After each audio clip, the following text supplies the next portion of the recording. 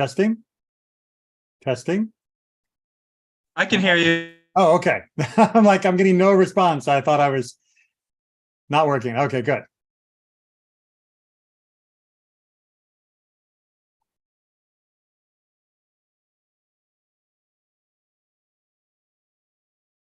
So, Rabbi, I went to check this head of the Sephardic rabbinate.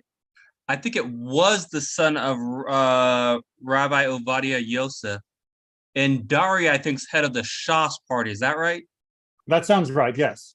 All right. All right, but we are jumping back into our Mishnah. And let me just make sure that everything is lined up. Yes, I think it is. And we are picking up in Masechet Beitzah, of course, and we are in chapter 2, Mishnah number 6. And we are continuing in a sort of typical Mishnah fashion, where since we've already been talking about some of the leniencies and some of the stringencies, we are going to add in some of the discussions with Rabban Gamliel on this point. So let's go ahead and take it there. In 3 cases, Rabban Gamliel was strict like the words of Beit Shammai. That is to say, he followed Beit Shammai in a similar manner for 3 different things. One may not cover up hot food on Yom Tov for Shabbat. So this is a distinction where they are saying, yes, we know that you can prepare food on Yom Tov for Shabbat, but if you were to cover it, then that would be clearly making it purely for Shabbat, and that seems too obvious of a exploitation of the loophole of the eruv that we talked about for cooking. Therefore, you cannot cover it up specifically because that's too much setting it to one side. Similar, on Yom Tov, one may not join together a lamp. So this is an issue here of a particular type of lamp that was basically collapsible. It was not putting it together like you're building it from scratch, but putting it together meaning just fitting the pieces together in an expected way, erecting it, if you will. And that was considered to be a step too far for the actions on Yom Tov, and therefore not allowed. And then one may not bake on Yom Tov thick loaves, but only wafer cakes. The idea here being that if you are baking a large loaf, then it is clear that your intention must be, perhaps, maybe not, to bake too much bread, that you will clearly be using it after Yom Tov, and that would be an inappropriate use of the permission for baking on Yom Tov. Now, all 3 of these positions are, of course, stringencies that are not followed, but we are seeing that he is holding a somewhat consistent position here, that what we do on Yom Tov should not only be for Yom Tov, but there should be no possibility or suspicion that what we are doing might be either something that could carry on past Yom Tov or something that should have been done before Yom Tov itself began. And then he goes on with a little bit of a quote about why he's doing what he's doing, or rather proof of what he's doing. Rabban Gamliel said, "In all their days, my father's house never baked large loaves, but only wafer cakes." So not only is he saying that this opinion is the opinion that he holds, but he is saying this is the opinion that his father held, and that this is a clear attestation to the validity of that tradition. And thus, it is not merely a stringency, but it is the correct behavior altogether. They, meaning the Chachamim, the sages, said to him, "What can we do with regards to your father's house? For they were strict in respect to themselves, but were lenient towards Israel to let them bake large loaves and even charcoal roasted loaves." So the Chachamim are rebutting and saying, look, we get it. Your father was strict. Your family was strict. That's fine. We're not saying that they were right or wrong. Their choice of stringency was a choice. But during their time, when they were in charge and they were making rulings, they never prevented the rest of us, Israel, the nation, all of us, the non-members of that household, from making not only large loaves, but even this other form of special loaf. So just because you're strict and just because your family is strict doesn't mean that's the halakha. That doesn't mean that is the rule. It means your family chose to be strict. And in this case in particular, we can see that that strictness was never intended to be applied to the entirety of the people, but was always a personal, family, household stringency. Now, that's a really, really important point, especially in the modern world where people are often confused about what is a family tradition, what is a family stringency, what is the actual halakha, what is a shared leniency, what is a not shared leniency, but someone just making it up. There is a great deal of confusion about the lines of halakha. And that is something that's a feature of the modern world, partly due to the fracturing of communities and our redistribution into new countries. It is also because of the isolation of many communities, which do not interact with other members of the Jewish world outside of their bubble. And it is also just because we are now bumping into people who have very different traditions, but are perfectly valid traditions. And it is sometimes unclear. Add to that the obsession with being strict for strictness's own sake. And there is a tendency to continually accept as being normative any voluntary stringency that has ever been followed. Now, I have a couple of problems with this. First and foremost, I think that it's important to clarify what is actually halakha and what are customs and what are stringencies that have merit and what are stringencies without, and what are leniencies that have merit and leniencies that do not have merit. But I think there is also a very important spiritual moment to stop and say, I need to know what is actually asked of me, so that if I elect to undertake a stringency, it will truly be a voluntary action. The merit that comes from a stringency and the spiritual or psychological sharpening that comes from a stringency that is appropriate to that individual or their household is only achieved if they recognize it as being a voluntary stringency. Simply taking on stringencies because that's what someone else is doing without an understanding of their origin, of their intent, or of the purpose they play within a particular group means that you are just following another rule. And while that's nice, it means you are also elevating that rule to the same status as an actual Torah mitzvah or a rabbinic mitzvah. And that means you are blurring the line between what was given and what was added. Now, nothing against stringency as a necessary step. There are many reasons why a person might take stringencies to safeguard for themselves or under certain circumstances. But we need to know that those are stringencies that are voluntary, rather than merely a statement of halakha, which can not be argued or debated.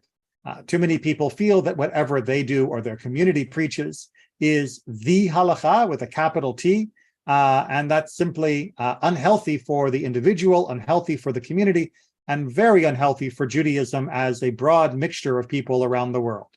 Yes, Sarah.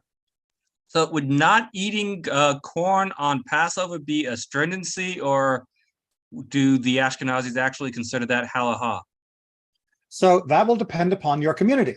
In some communities, it reached the level of observance and universal acceptance that it has now become a minhag avotenu, a custom of our ancestors, to the point that a person would need to have a very good reason for overriding it. But in many other communities, while it might have been a common precaution, it wasn't pursued with the same level of vigor as the actual prohibition on chametz, on leavening. In those places, it would certainly be fine to not keep to it at the same level. It's very tempting for many communities to say, we represent the Ashkenazim, or we represent the Sephardim, or we represent the Mizrahi, although to be honest, it's usually the Ashkenazim making these claims. And therefore, since it's important to us and it's been part of our community here from this village, this country, everyone should abide by that same rule. And that's simply not a healthy form, nor is it a classical version of Judaism. It is a reactionary tendency brought about by the changes of modernity that I will follow, regardless of other information, the teachings of my particular community, and I will act as though they were universal. And yeah, that's not a great attitude. There's a wonderful teshuvah written by Rabbi Galinkin in the Machon Schechter that has a good English translation as well, talking about kitniot, the issue of beans on Pesach, that goes into much more detail on these topics, and I highly recommend it. The usual short version of my own ruling on this particular topic is if the avoidance of kitniot, legum and legum-like products, is an important spiritual part of your family's tradition, then by all means, please continue it. Please study it, though, so that you understand what is actually prohibited and what isn't. And if it is not part of your family tradition, there is no reason to take it on under the modern circumstances that we currently live in. The actual impetus for the legume prohibition is no longer relevant.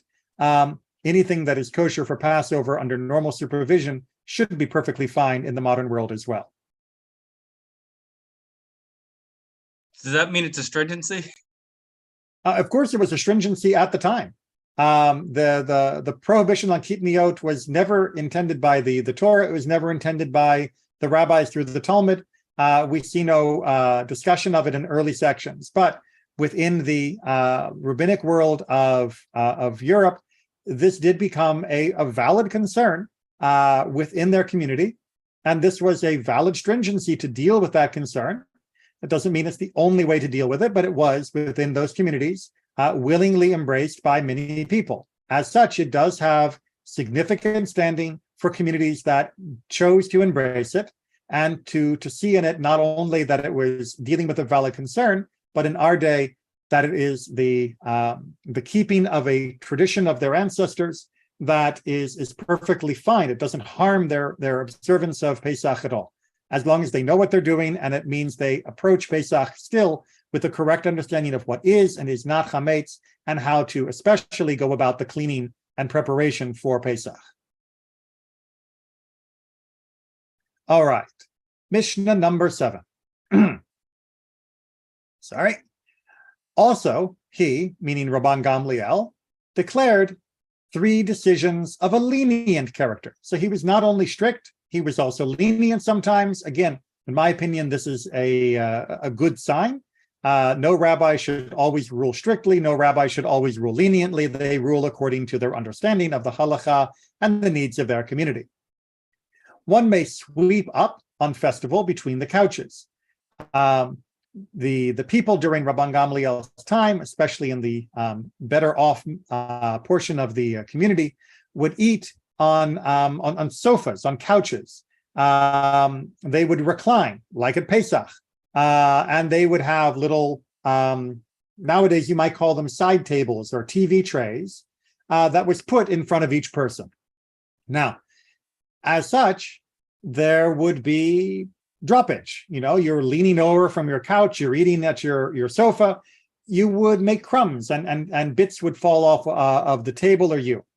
On Shabbat or Yom Tov, the rule from the Chachamim is that you are not allowed to sweep up between the couches. You're not allowed to sweep at all, in fact. The issue would, of course, be that by sweeping, you would be likely to fill in the gaps in the dirt floor that you were most likely eating over, since most people had dirt floors at the time. And filling in holes on Shabbat or Yom Tov is, of course, prohibited. But here, Rabban Gamliel is saying that this is not a major concern or issue, and thus sweeping up on Yom Tov would be permitted.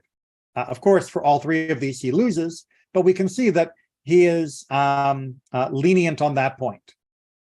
His second issue, Aaron, yes?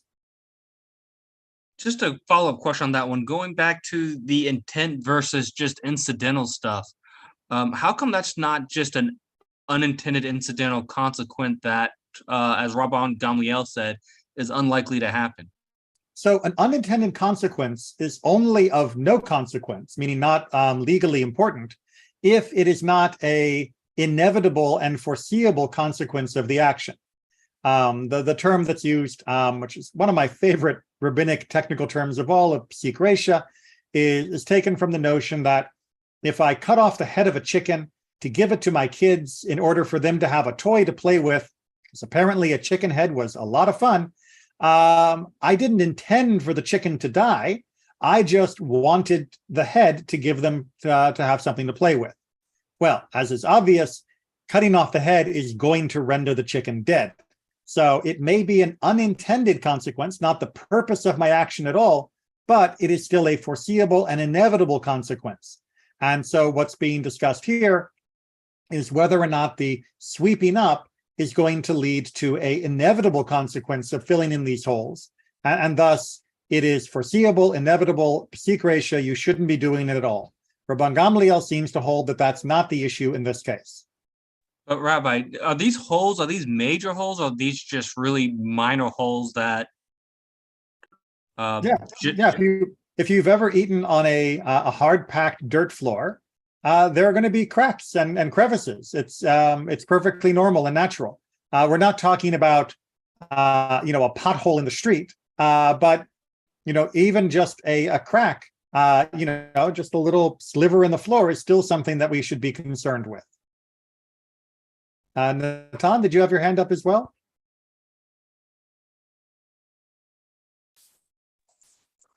Yes.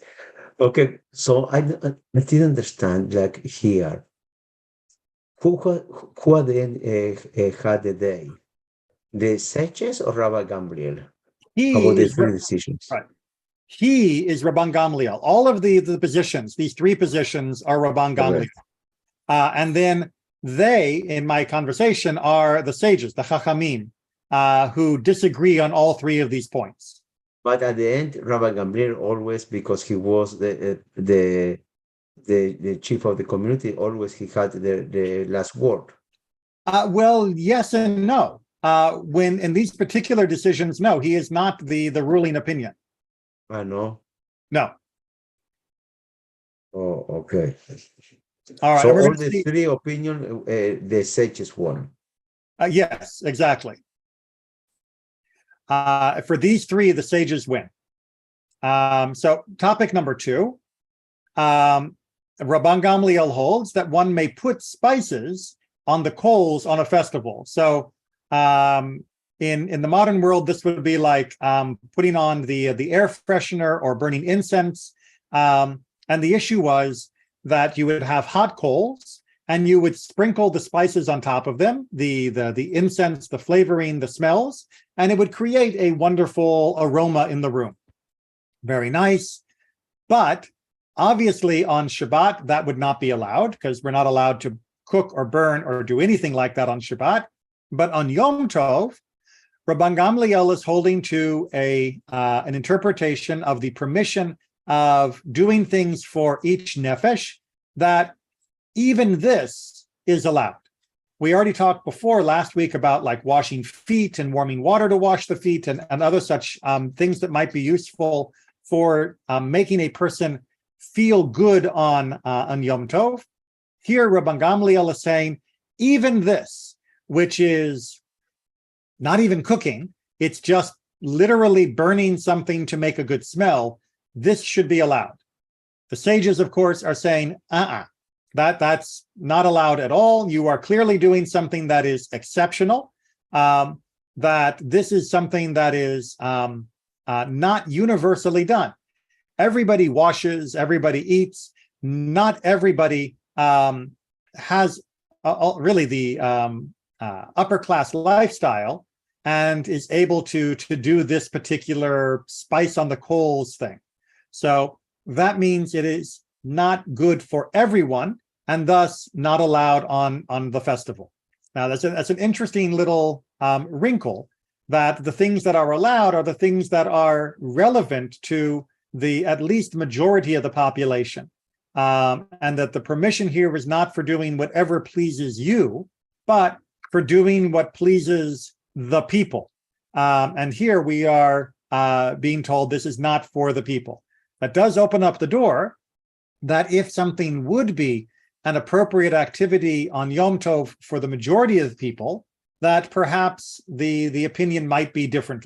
And something that is important in considering any modern application of these different principles to modern activities. And then one last very specific leniency that he had that was rejected, and roast a kid, meaning baby goat, whole on the night of Passover, but the sages forbid them. So what's wrong with roasting a baby goat lamb? Well, that's what we used to roast for the actual Pesach sacrifice. And by the time of Rabban Gamliel, there was no longer a Korban Pesach. The temple was in ruins. The sacrifices were no longer being offered. And as such, there was a prohibition on eating this roasted lamb because it gave the appearance that a person was doing the Passover sacrifice. And that simply was not possible and thus not permitted. Questions or comments on that? I have a brief comment. Why is that one in this Mishnah when they have a whole chapter dedicated to Passover? Mnemonics, because it's easier to remember, sets of teachings, even if it doesn't overlap the current Masechet. Just a second. Sorry, there was something in my eye. It's always very important to remember when studying the Mishnah that the Mishnah was not written as a book of instruction. It was written as a book of reminders. It was written so that a person could study them, and that way they could recall everything they had been taught about them. That's much of what the Talmud then goes into more detail about, is to fill in some of those blanks that are not obvious from the Mishnah themselves. But the Mishnah was never intended to be read page 1 to page whatever, all the way through. And it wasn't constructed systematically in order to teach a person a topic from the beginning to the end. Like I've said, Rambam or even Shulchan Aruch are much more systematic in their approach to a given topic. So here, it's included because it's one of the 3 things that Rabban Gamliel was famous for being lenient about, that the sages forbid. So it just makes it easier to remember. Oh yeah, there were those 3 things that he said yes, but the sages said no. And that's why it's here. I know people have looked for other organizing principles in the Mishnah, and a few things in different chapters can be ascertained. But very often it's simply they needed to put it somewhere. It was convenient here. It's easier to remember bundles of ideas than it is to remember them completely separate. So this is where it went. Yes, sir. Hey, on a side note, how come it's important to remember the minority opinions, or even the opinions of what was his name? Was it Rabbi Joshua Eliezer, who anyways, back to the minority opinions that were rejected. Well, there's a couple different reasons that are explained in other parts of the Mishnah. Funny enough, the Mishnah does talk about this. The most obvious reason is because if you didn't include the minority rejected opinions, then somebody later would claim that their opinion was totally new and needed to be discussed because it was never talked about before. By including the minority opinions, you're able to say, yes, the rabbis knew of that opinion and they rejected it. So it's a very good inoculation against somebody trying to raise those same opinions, not knowing that they had already been discussed and rejected. Additionally, keeping the minority opinions is a way of reminding ourselves that the opinions of other people, even if they lose the vote, are still an important part of the development and understanding of Jewish tradition and Jewish law, and they're not meant to be erased from our history. Judaism doesn't have the same tendency or history of purging our texts and our traditions the way the other Abrahamic religions do, where inappropriate traditions or teachings are essentially expunged, literally burnt or destroyed or murdered as blasphemous within different communities. In Judaism, yes, there were limits to what we would accept as being mainstream Judaism, but within those limits, even minority opinions were preserved rather than destroyed or erased. Right. But in this context, they put great emphasis to memorize the minority opinions of Gamliel, as they give 3 in a row, and the final one just for the purpose of memorizing it. And that one is obviously one that is contradictory to the majority opinion. Right. But again, it's important that people hear about these things, because the Mishnah wasn't the only way that people were remembering the traditions of the earlier generations. So if somebody says, I seem to remember that Rabban Gamliel, he said that it was okay to have this Passover, meal, like the Korban Pesach. It's important for someone to be able to say, yes, in Mishnah Beitzah and also in Idiot, we covered this. And that was one of his lenient opinions, but it's rejected. So if you don't teach some of the other famous opinions of these very famous mainstream sages, then someone will bring it in their name, and the other people will not know whether it was an accepted or rejected opinion. So they often have to be included just to rule them out, because the Mishnah wasn't the only bubble of information that people were exposed to. Like we've talked about before, much of what the Talmud does is bring some of those other Braitot or from the Tosefta to compare against the Mishnah text we have, against other opinions and other versions of the same opinions, to try and clarify, to rule in or rule out other opinions or other versions of some of these teachings. So the Mishnah didn't happen in a vacuum. Right, but like on that last one, though, if somebody were to say that, Rabbi Gamliel say this, even without that opinion being preserved, you could just turn to that Mishnah and say, the sages rejected that, look here.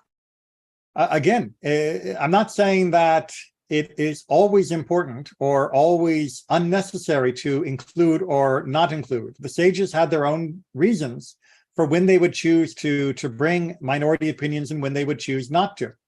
This may have been a more active discussion in their community than ours. We have the benefit of 2,000 years of not doing the Passover sacrifice.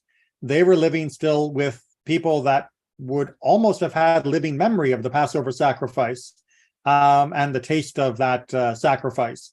So it might have been much more relevant and much more pressing for them to have included those traditions during those time periods. It's not a slam dunk that you didn't need this. They felt they did, so they included it. If it's less relevant to us, that's because we are much further in time from those issues. Mishnah 2:8. Rabbi Eliezer ben Azariah allows 3 things, and the sages forbid them. So again, we are still in this mode of bringing special leniencies or stringencies. Here are leniencies that the sages do not accept. His cow used to go out with the strap which she had between her horns. So apparently, having never worked with cows in any real function, they used to have a strap that would go between the 2 horns on the animal. Sometimes this might be used as adornment, as decoration. Rabbi Elazar ben Azariah says, okay, fine, on Shabbat and also on Yom Tov, we're not allowed to make our animal work, and making them carry things would be like work. But this strap isn't work, it's adornment. It is beautification, it is decoration, and that's not work. The sages say, nope. Even if it is purely decorative, it is still something the animal is carrying. It's not the animal itself. And thus, that decoration cannot be allowed when the animal is out on Shabbat. And also in this case, the sages took the day. Yes. So for all of these. Now, there is an interesting, just let me back up a bit. There is an interesting side question to this, which has to do with the wearing of jewelry on Shabbat. Because if the cow can't wear jewelry, what about human beings? And I shudder to give this public voice, but there was a strong contingent within the rabbinic world that indeed said, no, a person cannot wear jewelry on Shabbat. But there was also another strong contingent, larger and the more dominant, that said, you try telling people they can't wear their jewelry on Shabbat. That people treat jewelry as being a part of them, as being their status, their identity. This is not mere decoration. This is like personhood, and trying to take that away from them is not going to go well. So yes, the vast majority of poskim have said that jewelry is okay. But Rabbi, how can they say you can't wear jewelry if you can wear clothes? Well, because clothes are needed, right? When I walk out, I need to be clothed. I can't go to synagogue naked. And so wearing the clothing is perfectly fine. It's not considered carrying, it's considered wearing, and wearing is an essential human element. But putting in earrings or a necklace or some sort of tiara, well, that's not serving a purpose of covering my body. That's not doing a wearing, that's carrying, isn't it? Now, like I said, many people will, most poskim will disagree and say, no, you're still wearing it because we wear jewelry, we don't carry it. Now, can you carry lots of extra jewelry to go try and sell them? No.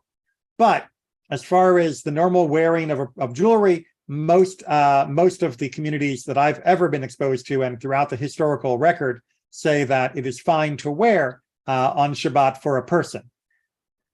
But Rabbi, even with as far as clothes goes, even when people wear a sports jacket or a tie, those are basically useless piece of clothing except for aesthetic purposes. Well, it's an interesting topic, and maybe I opened up a can of worms with this one. There are some groups that do try to say that any piece of clothing that is not a essential element to the outfit is considered unnecessary. So, for example, for those people that wear a fancy black hat, if you wear a cover, a plastic cover over the hat, there are many who say, well, you're not wearing that because it's not protecting you, it's protecting the hat. And many groups will forbid wearing a rain cover over a hat because that's not your clothing, that's the hat's clothing. I've even heard people. Go ahead. That's why you can't carry a talit. And that's a general issue of carrying itself, of whether or not you should be wearing the talit because it's clothing rather than carrying it, which is not wearing. And then within an eruv, it becomes more permissible, of course, for most communities. But for clothing itself, there are some communities who will say, if you have cuffs on your pants, those cuffs don't provide any benefit, so therefore they're not allowed. Many people will point out that they do have benefit, but other people will point out that historically, Jews have always worn more than the absolute minimum clothing. That whether it be to wear a nicer belt with more than one lap around your waist, whether it to be wear sandals that had more than the minimum number of straps absolutely needed to keep it on your foot, whether it be wearing a talit that was slightly larger than the absolute minimum and thus extra cloth that wasn't needed. Judaism has always allowed people to dress as they wish to dress, as long as it is part of their clothing, as long as it is part of their wardrobe. Wearing everything you own as a way of moving to a new house, no. But wearing a jacket with a tie, because that is the standard form of the fashionable clothing at the time, is perfectly acceptable. There was even a debate back in the early Enlightenment period about a walking stick that was worn not because a person needed the help while walking, but because that was a sign of your status, your swagger stick, they were called. And if you were a gentleman, if you were from the right level of society, you had to carry yours when you went out, or else you were not properly dressed. You might as well be naked. And there were many poskim that said, absolutely, you're allowed to wear this because it is part of your attire. Even though it means carrying it, it is still permitted. And there were many others who said, no, you're carrying it, it serves no purpose, and thus you can't. The debates over these different points are debates. That's exactly the point. For some of the debates that happened here during the Mishnaic period or the Talmudic period, we have answers and resolution. For many of the debates of the modern world, we only have debates, and that's okay. That's why being part of a community and coming to an understanding within your community is so important. It's also why, from the first Mishnah we did tonight, we have to recognize that. I thought it was in mute. Sorry. I saw. We have to recognize that not every community is going to agree with how our community resolves any individual debate. All right, so let's look at a couple more of these debates that have to do with actions that might be considered problematic. One may curry cattle on a festival. Again, Rabbi Eliezer is saying that's okay. Now, currying, if you've never dealt with cattle or with horses, is going over their skin with a sharp metal comb. Don't worry, it doesn't normally hurt the animal if you're doing it right, but it is a way of making sure that everything that's down in the dense hair at the base of the skin is removed. And it is a very important part of the health of the animal, of keeping it free from bugs and the like. But as you can imagine, that combing action with the sharp comb can cause wounds. It can either cause a wound from the nicking the animal itself, cutting it as it goes, or from the way it yanks and pulls like ticks and other animals out of the skin. That can also cause wounds. So the rabbi said no. Rabbi Eliezer said it's okay because if you cause the wound, it's purely unintentional. And for him, that was unintentional enough that it was okay to be done on Shabbat. The sages, of course, disagree, believing that this is basically unavoidable and thus prohibited. Rabbi Elazar also agrees that on Yom Tov, you can grind pepper in its own mill. What that means is that the people would have a larger dedicated pepper mill for the preparation of pepper, but that was usually the larger preparation of pepper, meaning doing quite a quantity at once.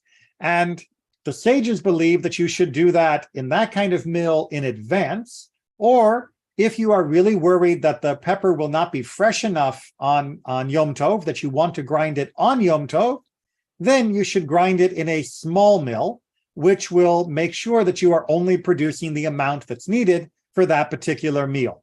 Again, the sages win this argument. Nowadays, most of us don't pre-grind our pepper in a giant mortar pestle kind of thing, or in a larger sort of mill. If you use a pepper mill at all, then you use a smaller hand mill that's much more mechanically advanced in the modern world.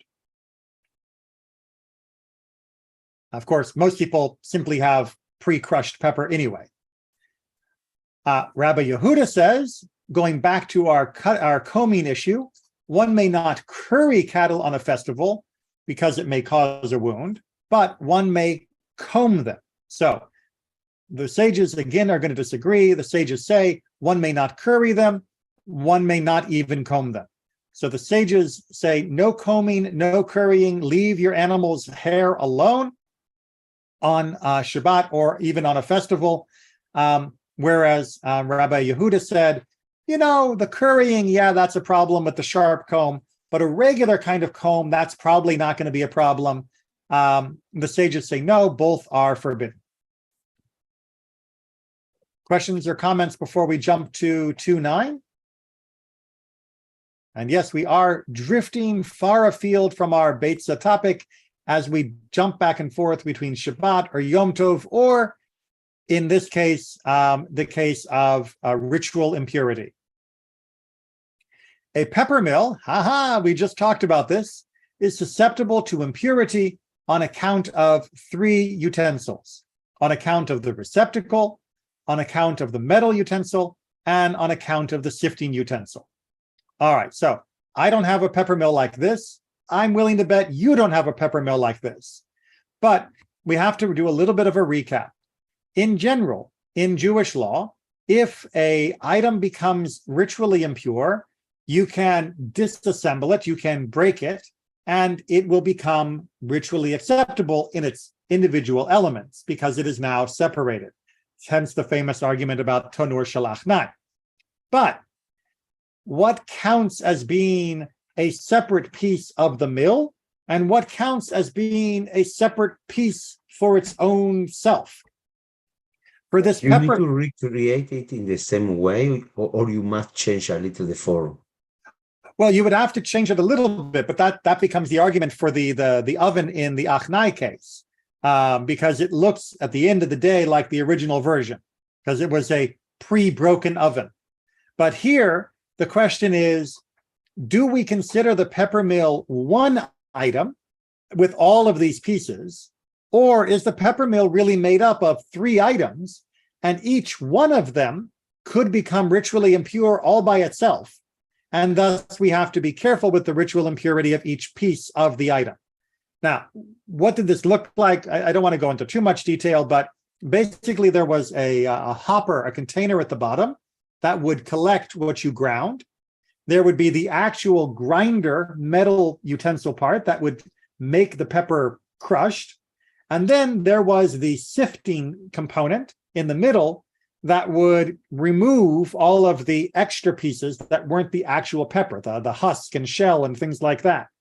And the rabbis are arguing here that each element, if it was all by itself, would be susceptible to ritual impurity. And thus we need to be concerned with each piece, and we can't just take it apart and break it because each piece itself is susceptible to impurity. Again, we'll go through the questions of ritual impurity some other time when we get to that Masechet in more detail, but that topic came up, so I wanted to give at least a brief explanation.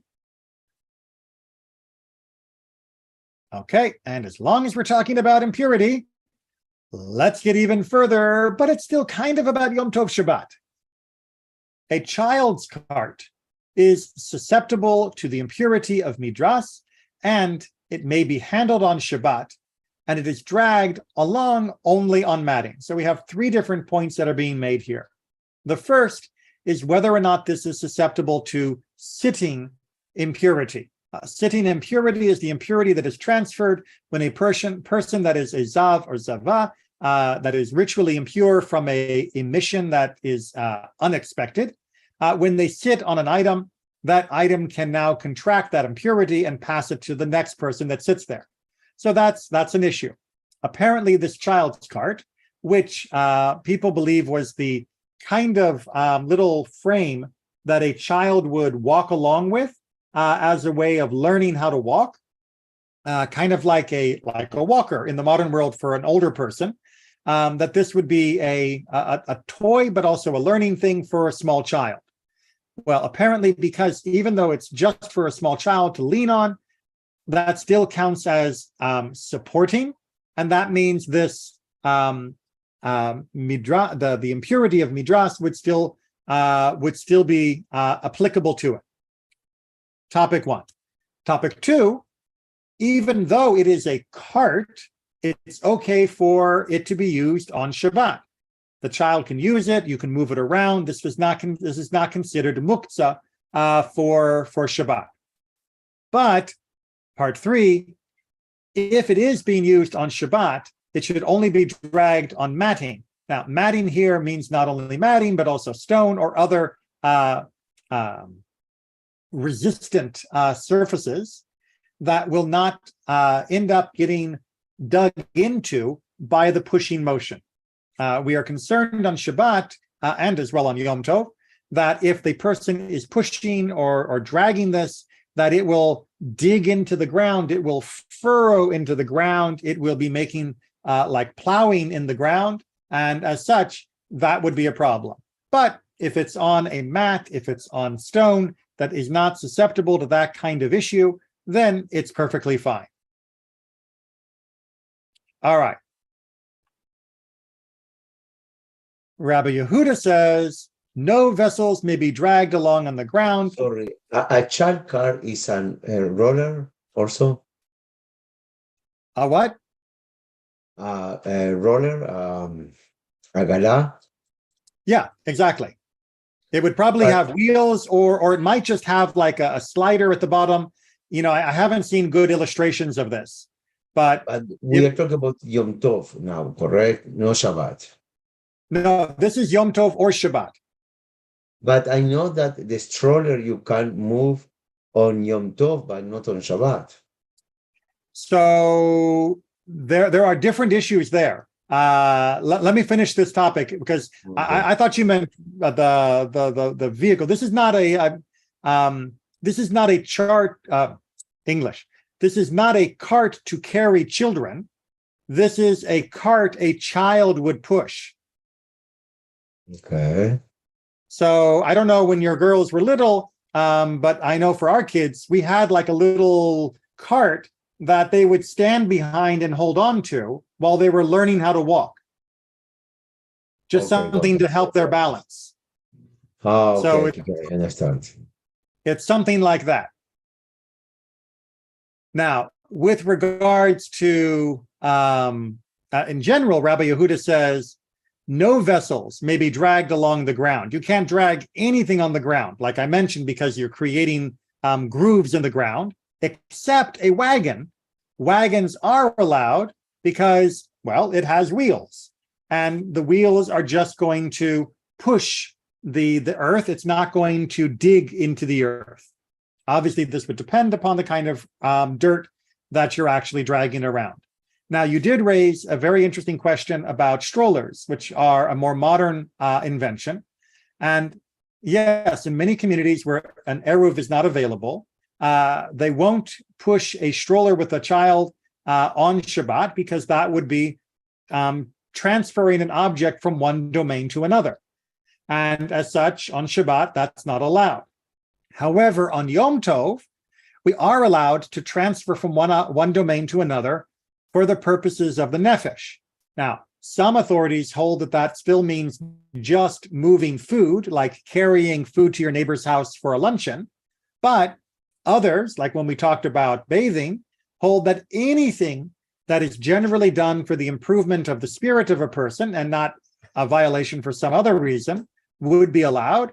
And as somebody who's had kids, not having to try and schlep a kid and force them to walk, but to be able to put them into a stroller and move them around is a pretty big benefit for the parent.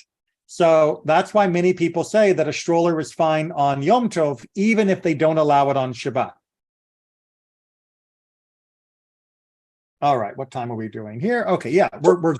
Sorry, for what was the argument? In order to make life much easier. Exactly, for the nefesh, right? The same reason I can wash my feet, I can use a stroller. For Shabbat. Rabbi. For Yom Tov, not for Shabbat. For Yom Tov, it's completely out. No, reversed. For Shabbat, it's completely out unless there's an eruv.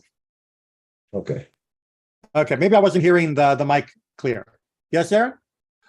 Rabbi, does it have anything to do with the fact that you can carry stuff for the purpose of moving food and stuff to make food is why you can move the stroller? Because even my understanding is if you can use it for food, you can use it for other stuff as well. Exactly. That was the first principle, well, almost the first principle we had back in our first class, or maybe it was our second. I can't remember where we broke on that first night. But exactly, it's that preparation of food as a baseline measure of what's acceptable because of the line from Torah is the doorway through which many other things on Yom Tov is allowed. And in this particular case, because we carry food, we can also carry a child through the stroller usage. Now, coming back to that idea of preparing food, which is theoretically what most of Masechet Beitzah is about, we're now going to talk about catching our food. Now, everybody agrees very clearly, you cannot take your bow and arrow, or not that they use them that much, they would have used other forms of like hunting with nets. You can't take your net, let's use that, and go out and grab a deer on Shabbat. And you can't do it on Yom Tov either, because it wasn't your deer before you began. It wasn't caught, so therefore it wasn't prepared. And just like you couldn't slaughter an animal that you didn't have prepared, or you couldn't use an egg that you didn't have prepared, hence Beitzah as our first Mishnah, you can't go out and catch a deer. But what about a deliberate fish pond? This is not the river. This is not the lake. This is an actual pond that is set to raise fish to be eaten from. So can I go fishing in my stocked fish pond where I'm raising the fish? Isn't that just the same as, like, taking what I need, my tomato for the day? It was already there. It was already kind of pre-caught because it's in this raised pond. Nope. You cannot do that on Yom Tov, and obviously not on Shabbat, because even though they were in the pond, you still have to catch them. And that catching, that extra level of hunting that specific fish, that is still considered prohibited on Yom Tov. Do it the day before. You also cannot feed them, because if you go down to feed them, you are going to come to eventually try to catch one of them. So you cannot catch them from that fish pond. You can't feed them on the Yom Tov. And all the more so, you couldn't do it from a river or an ocean. However, one may catch game or fowl, meaning like a deer or a wild bird, from animal enclosures, the same kind of idea as a fish pond, and one may put food before them.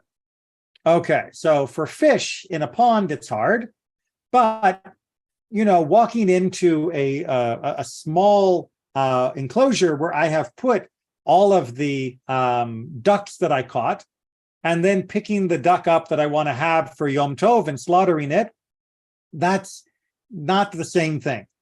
Walking into that enclosure and picking that up, picking that duck or picking that deer, well, it's already pre-caught.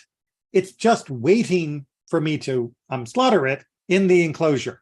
So that pre-trapping counts as having been set for the Yom Tov, and it would be allowed. So this isn't real hunting, whereas catching the fish would be. Rabban Shimon ben Gamliel is going to clarify this for us. Not all enclosures are alike, meaning it depends. This is the general rule. Anything that still needs to be trapped is forbidden, but anything that need not be trapped is permitted. Look, if you're walking into a 10-foot by 10-foot fence that has a deer in it, you're not hunting the deer. It's trapped in place. You're going to walk over to it, put your arm around its neck, and make it lunch. That's not hunting. That's slaughtering, and it's just waiting its turn. But if there is a 5-acre fence and you've got a deer running around in it, you're going to have to go hunt that deer down. You can't just walk over to it and grab it. You're going to have to chase it from one end to the other and try and do something. You're probably going to go get your net, because 5 acres is a lot of room for a deer to run around in. Same thing with birds, and same thing technically with fish. If the fish are just sitting there in a bucket, then yeah, you're not hunting them. You're just waiting to slaughter them. But if they are in a big fish pond, then yeah, that's actually catching a fish, even if they are trapped inside that big pond. Yes, Natan. Okay, so now you answer my question about a swimming pool with a fish. Like when they do artificially growing fish in a swimming pool, is that considered catching for if there's a lot of fishes together? So it would depend upon how small the pool is and how easy it is to catch the fish. If you can just reach in and pull out a fish, then yes, it's probably okay. On the other hand, if you need to go get a net or a line to catch a fish, then it's probably not okay. And let me just remind myself. Yes, I think we can go ahead and do Mishnah 3 too. Let's go ahead and finish that off. We've got 5 minutes. I'm sure this one's not too complicated. Traps for wild animals, birds, or fish, which were set on the eve of Yom Tov. Remember, that means the day before the holiday. One may not take from them on Yom Tov unless he knows that they were already caught on the eve of Yom Tov. So you lay out a nice little snare to grab yourself a bird, and you put that out on Wednesday, and you check on it Wednesday night, right before Yom Tov begins, and it's empty. Thursday morning, you go out and you look, and it's already, Sukkot, and look, there's a bird. Tough.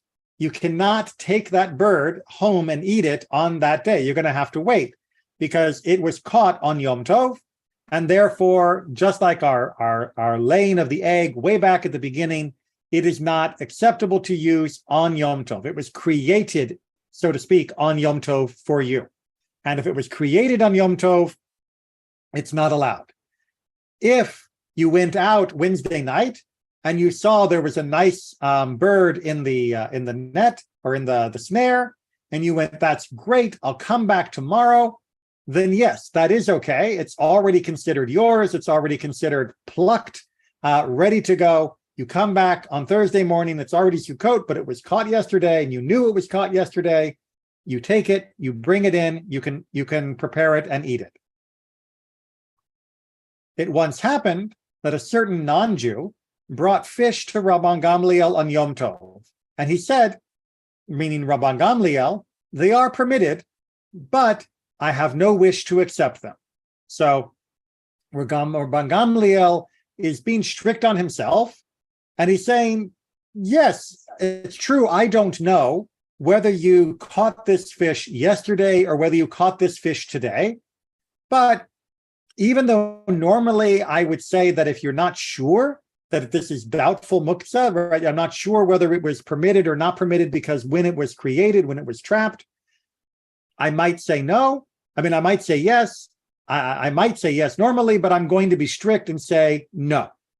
Doubtful muktzah, Rabban Gamliel thinks is not a problem, but for him, it's a problem. For him, he's not going to accept it. And that's the end of Mishnah 2, and we'll definitely call it there for tonight. All right, chapter 3, Mishnah 3 is where we'll pick up again next week. Take care, everyone, and